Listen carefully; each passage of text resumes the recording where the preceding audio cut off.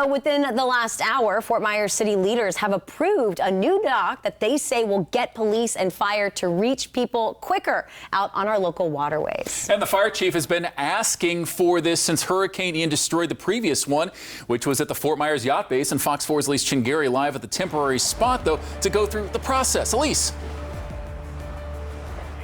Ever since Hurricane Ian, police and fire, well, they've been doing the best they can, which has been this. You can see exactly how close these two boats are. They're on these trailers. So imagine these police officers, firefighters, these emergency response teams having to come out here and pull these trailers in and out, and then they have to load up their gear inside of these boats. As you can imagine, the chief says this causes a delay in response times by the seconds, if not the minutes.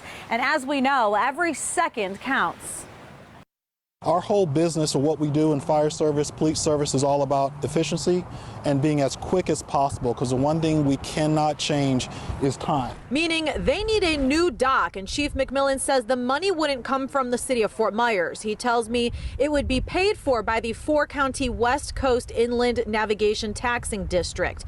And the dock wouldn't be too far from where they launch now. So this change that we're looking for is actually to be able to take our boat docks and put a boat lift, inflatable boat lift out here to that northwest of where we're standing here, and put our boat lifts there, and both those boats can sit there. So when those emergencies come, all we have to do is just go there, let down the boat lift, put our stuff on the boat, and we're out there. Adding, this will improve response times. We can actually get in our boat as quick as possible to be on this waterway to go take care of those who are calling us. It's the best thing possible. Let's take you to the dock that was used for police and fire prior to Hurricane Ian. As we know, much of the Fort Myers Yacht Basin was destroyed by Hurricane Ian, and so was the area for the police and fire boat. Chief McMillan told me crews took both boats out of the water right before Hurricane Ian hit us, or else both boats would also be destroyed.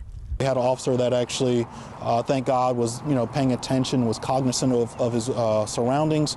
As the truck started slipping a little bit, he was able to get out the way. So we want to avoid all that type of stuff. We want to make sure that things are smooth, easy, and safe, and mainly efficient for those who are waiting for us to get there.